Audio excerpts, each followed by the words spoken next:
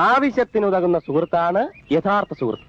മൂക്കി തൊടാ ഇങ്ങനെ തൊട്ടാ പോരെ, അതിന് ഇങ്ങനെ ചുറ്റണോ? കാര്യം പറഞ്ഞ് തൊലയണ്ണ. അതായത് ശ്യാം ഇപ്പോൾ ജീവിക്കുന്ന പോലെ ആ ഫ്ലാറ്റിൽ ഞാൻ ജീവിക്കുന്നു എന്ന് വെക്ക. അതങ്ങനെ? അങ്ങനെ വെക്ക്. വെച്ചു. ഒപ്പം ഈ പെൺകുട്ടികളും ഉണ്ടെന്ന് വെക്ക്. അതങ്ങനെ? അങ്ങനെ വെക്ക്. വെച്ചു.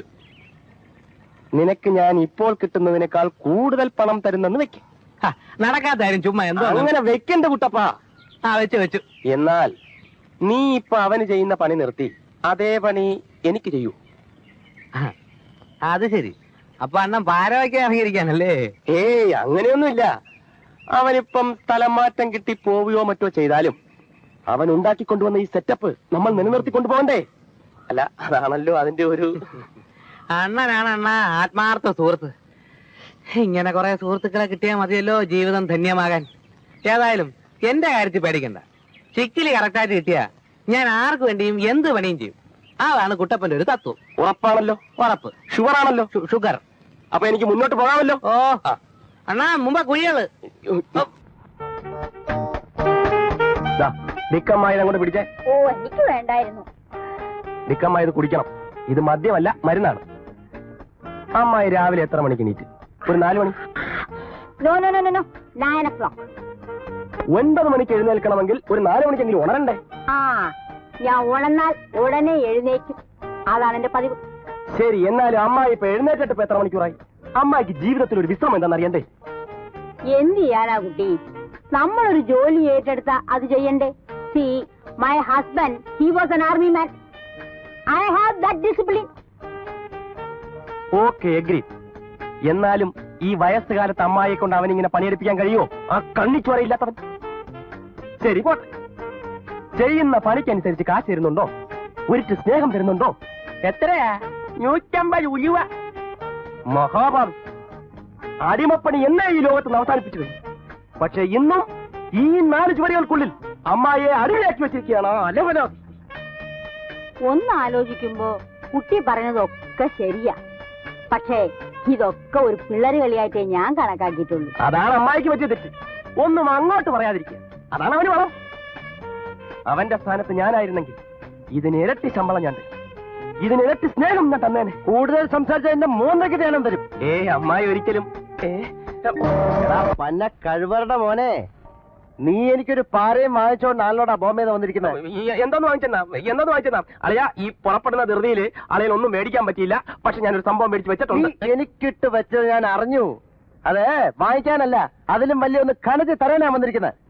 നീ ഇവിടെ ഒരു നിമിഷം താമസിച്ചാൽ നിന്റെ കൈയും കാലും അടിച്ചൊടിച്ച് ഉത്തരത്തി തൂക്കും. ആവശ്യമില്ലാത്ത കാര്യത്തിൽ ഇടപെട്ടാണല്ലോ നിങ്ങളും വാങ്ങിക്കും.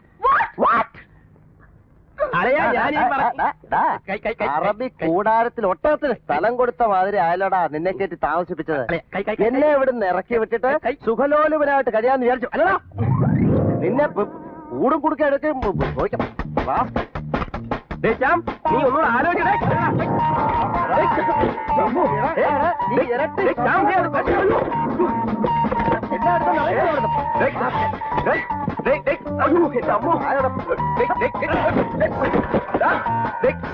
പെട്ടിയെടുത്താൽ ആരാണ് പൊട്ടുന്ന സാധനം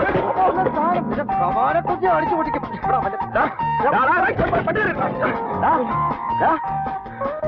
ഇതെല്ലാം കെട്ടിപ്പറക്കെടുത്തോണ്ട് ഇവിടെ ഇപ്പൊ ഇറങ്ങണം. ഇപ്പൊ ഇറങ്ങണം. ഒന്നുകൂടി ആലോചിച്ച് മിണ്ടിപ്പോരുത്. അവസാന തീരുമാനമാണോ? നീ എന്റെ അത് ചവിട്ട് വാങ്ങിച്ചാലേ ഇറങ്ങുള്ളൂ. Good bye. ഇനി ഞാൻ എവിടെ പോകാൻ? ആ ശ്രീകണ്ഠൻ നായരുടെ അല്ല, പിന്നെ ശ്രീകണ്ഠൻ നായരോ? അല്ലടേ, ആ ശ്രീകണ്ഠൻ നായർ അഡ്രസ് എന്തോന്ന്? Number 19 4th Avenue, T Nagar. അല്ല, ശ്രീകണ്ഠൻ നായർ നീയായിട്ട് എന്താ ബന്ധം? ഒരു ബന്ധമില്ല. പിന്നെ അല്ല, പുള്ളിക്ക് ഇതുപോലെ വല്ല ഫ്ലാറ്റുകളും സൂക്ഷിക്കാനുണ്ടോ എന്ന് ഞാനൊന്ന് അല്ല, ഞാൻ പറഞ്ഞോട്ടെ. നമ്മൾ തമ്മിൽ പല പ്രശ്നങ്ങളും കാണും. അത് നാട്ടുകാരെ മുഴുവൻ അറിയിക്കണോ? നമ്മൾ തമ്മിൽ എന്തോന്ന് പ്രശ്നം? ഞാൻ ആ ശ്രീകണ്ഠൻ നായരെ ഒന്ന് കാണുന്നു, ചില പ്രശ്നങ്ങളെ കുറിച്ച് ഡിസ്കസ് ചെയ്യുന്നു. ഈ ഡിസ്കസ് ചെയ്യാനേ നീയും ശ്രീകണ്ഠൻ നായരുമായിട്ട് വല്ല പാർട്ട്ണർഷിപ്പ് ബിസിനസ് നടത്തുന്നുണ്ടോ? വേണ്ടറിയാ, വേണ്ട. മുന്നോട്ട് വെച്ച കാല് മുന്നോട്ട് തന്നെ പോട്ട്. അതാണല്ലയാ മുന്നോട്ട് വെച്ച കാല് പിന്നോട്ട് പോരട്ടെ. അതാണ് അളിയാ സ്നേഹം. വേണ്ടളിയാ, അതിസ്നേഹം ബദ്ധവിരോധം എന്നൊരു പഴഞ്ചൊല്ലുണ്ട്. ഞാൻ ഇനി ഇവിടെ നിന്ന് കഴിഞ്ഞാൽ നമ്മൾ തമ്മിൽ അതിസ്നേഹമാകും, വെട്ടും കുത്തും. ആരെ കുത്തും? ഞാനോ? അളിയന് വേണമെങ്കിൽ എന്റെ നെഞ്ചത്ത് കുത്തിക്കോ. പക്ഷെ നമ്മുടെ സ്നേഹം നിലനിൽക്കാൻ വേണ്ടി ഞാൻ 1 2 കുത്ത് സഹിക്കും. പക്ഷെ നീ ഒരു കാര്യം ഓർമ്മിച്ചോ, എന്നെ പോലൊരു ആത്മാർത്ഥ സുഹൃത്തിനെ ലൈഫിൽ നീ മഷീട്ട് നോക്കിയാൽ പോലും കിട്ടില്ല. ഈ പറഞ്ഞതിന് മാറ്റമുണ്ടോ? ഇല്ല. ഉറപ്പാണല്ലയാ? കൊടലേ കൈ ഉറപ്പാണല്ലോ. അല്ലേ, കൊടലേ കൈ. അങ്ങനെയാണ് നീ ആ ഒളിച്ചു വെച്ചിരിക്കുന്ന ആ സ്കോച്ചിനകത്തുനിന്ന് ഒരു പെക്കിങ് എടുത്തത്. ഞാൻ കണ്ട്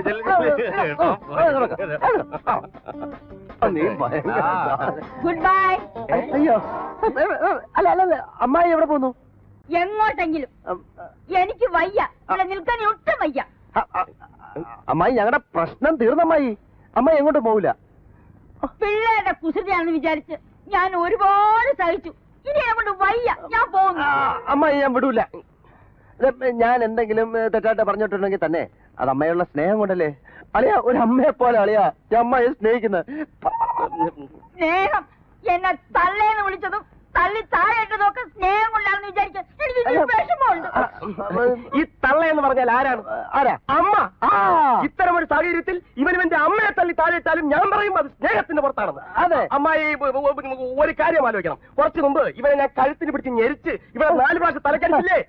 എന്നിട്ട് മുമ്പെല്ലാം പറഞ്ഞോ എന്താ സ്നേഹം, ആത്മാർത്ഥ സ്നേഹം. അമ്മായി, ഞങ്ങളുടെ സ്നേഹത്തിന്റെ വിജയത്തിന് വേണ്ടി അമ്മ ഒരു സ്മോൾ അടിക്കണം. വായിലൊഴിച്ച് കൊറേ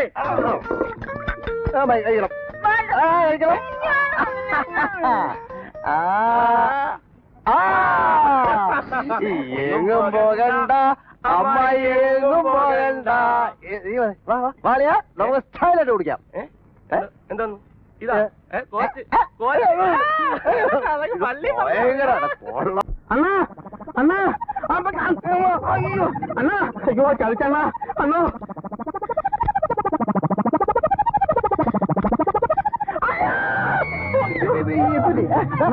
അണ്ണന്റെ മുറപ്പണ് ഒരു തടിയിലും കൂടെ താഴെ നിൽക്കുന്ന ആ കൂടെയുള്ള തടീനെ കണ്ടിട്ട് അണ്ണന്റെ സ്വന്തക്കാരാണെന്ന് തോന്നുന്നു. വേറും ചത്തല്ലോ.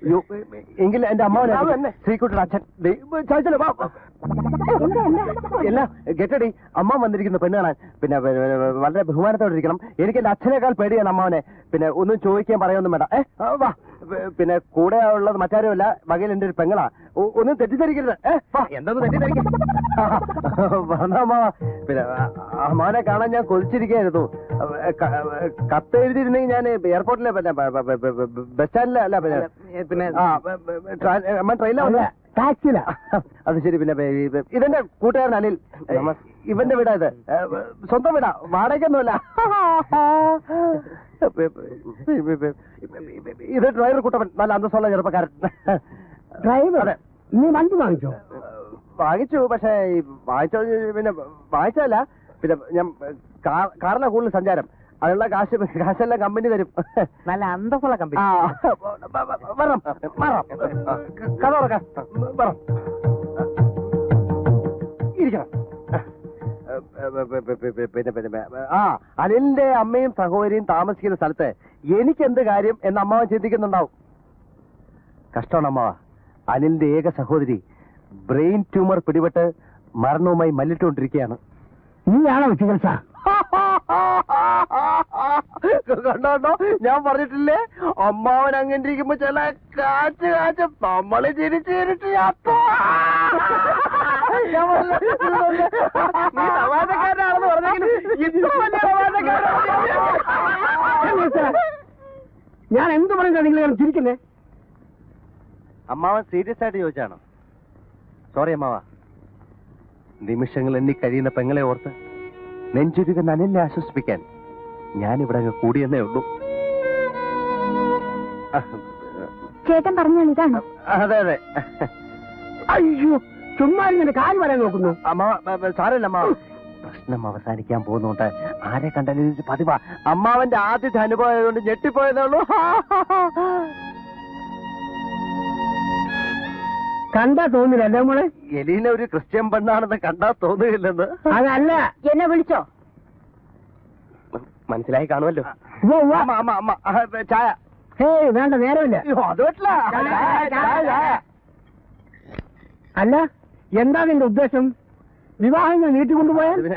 നീട്ടുന്നില്ലല്ലോ. അന്ന് തീരുമാനിച്ച പോലെ തന്നെ എല്ലാം ഞാൻ പറഞ്ഞിട്ടുണ്ട്. അമ്മാവനും കൂടി ഒരു തീരുമാനം എടുത്ത് എത്രയും പെട്ടെന്ന് കല്യാണം നടത്തണം. എനിക്കാണെങ്കിൽ കല്യാണം കഴിക്കാൻ ധൃതിയായി. എത്ര നാളായിട്ടാ ഞാൻ ഇവിടെ ഒറ്റത്തടിയായിട്ട്. ആ വിചാരം ഉണ്ടായിരുന്നെങ്കിൽ നീ എന്നെ അറിയിച്ചാൽ അപ്പൊ തന്നെ കല്യാണം നടത്തി തരില്ലേ? പിന്നെ അമ്മാവന് ഞാൻ അന്യജാതിപ്പെട്ട ഒരു പ്രശ്ന പെൺകുട്ടിയെ ഇഷ്ടപ്പെടുന്ന വിവരം അറിയാൻ പറ്റുമോ?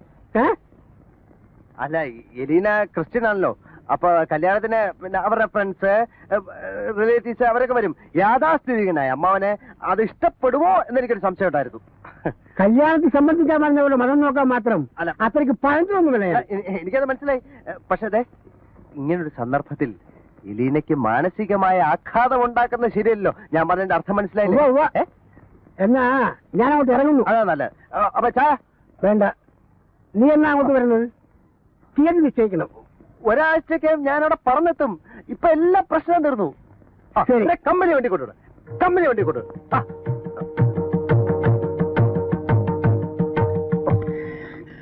അമ്മാവനെ എലിനെ ഇഷ്ടപ്പെടുമെന്നൊരു സംശയം ഉണ്ടായിരുന്നു. എല്ലാ പ്രശ്നങ്ങളും തീർന്നു. ഗ്രീൻ സിഗ്നൽ കിട്ടി.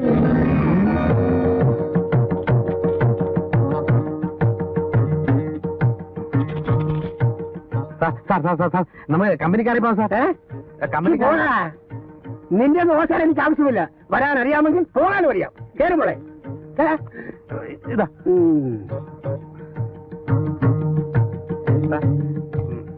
ഇതിൽ തന്നെ പോണോ സാർ? നമുക്ക് കമ്പനിക്കാരെ പോയാ പോരെ സാർ? ഒന്നും പറയണ്ട, പോ. അയ്യോ, അടുത്ത മുകളിലുള്ള രണ്ടും കൂടെ ഇടിച്ച് കൊലയും.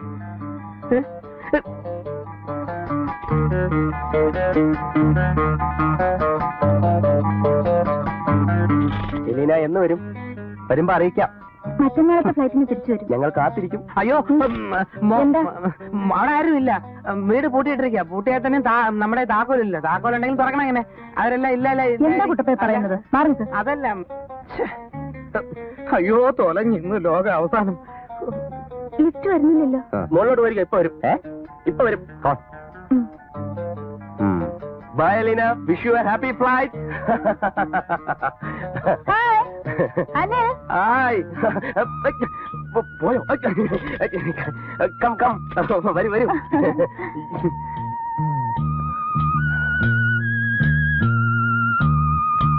കുട്ടപ്പാ, വണ്ടി എടുക്ക. എന്താടാ? അപ്പൊ കണ്ടില്ലേ? എന്താണ്? നിനക്ക് എന്താടാ വണ്ടി എടുക്കാൻ? എന്തായാലും വേണം. ഡിക്കമായി.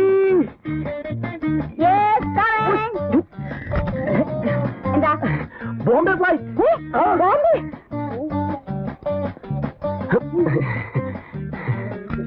ഹലോ.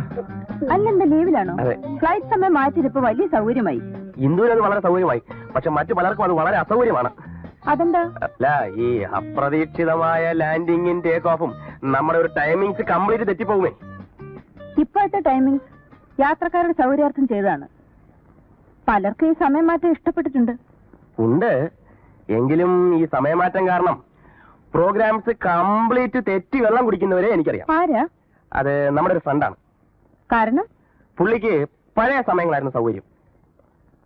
അങ്ങനെ ഓരോരുത്തരെ സന്തോഷിപ്പിച്ച് ഫ്ലൈറ്റ് സ്റ്റാർട്ട് ചെയ്യാൻ എയർലൈൻസിന് കഴിയുമോ?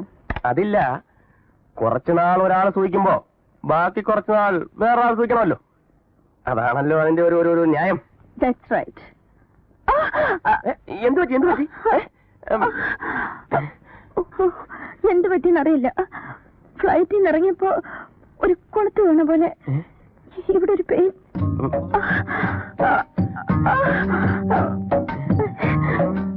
വശക്കരായിട്ട് തിരിയോ മറിയോ ചെയ്തു കാണും. ഞാൻ വേണമെങ്കിൽ, അല്ലെങ്കിൽ വേണ്ട. എന്താ പറഞ്ഞോളൂ. ഇന്ദു തെറ്റിദ്ധരിക്കും. ഞാനോ? എന്തിന്? ഷുവറായിട്ട് തെറ്റിദ്ധരിക്കില്ലല്ലോ? ഇല്ലെന്നേ. സത്യം. പിള്ള മനസ്സിൽ കള്ളമില്ലെന്ന് പറയും. അതുകൊണ്ട് ഞാൻ പറയുക, എന്റെ അച്ഛൻ ഒരു തടവുകാരനായിരുന്നു. I am sorry. അയ്യോ, എത്ര വർഷം കിടന്നു? എവിടെ? ജയിലിൽ. അയ്യോ, ആ തടവല്ല, ഐ മീൻ ഈ തടവ്. ഞങ്ങൾ ഒരു ആയുർവേദിക് ഫാമിലിയാണ്. Really? Yes. If you don't mind, ഈ വേദന ഞാൻ വിചാരിച്ചാൽ നിഷ്പ്രയാസം മാറും. Please help me Anil. അങ്ങനെയാണെങ്കിൽ ഇവിടെ വേണ്ട. ഇന്ദു അകത്ത് നിന്ന് ഡ്രസ് എല്ലാം ചേഞ്ച് ചെയ്ത് അവിടെ റെസ്റ്റ് എടുത്തോളൂ. ഞാൻ എണ്ണയുമായിട്ട് അങ്ങ് വരാം. ഓക്കെ. അയ്യോ, ഇത് നല്ല ഇനമാ. കംപ്ലീറ്റ് തടയേണ്ടി വരും. Relax relax relax relax.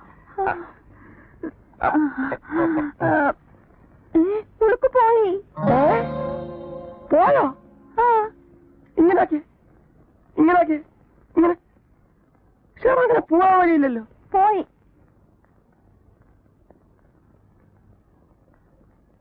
ഉളുക്കിന് പോലും നമ്മളെ പിടിക്കുന്നില്ല. ആ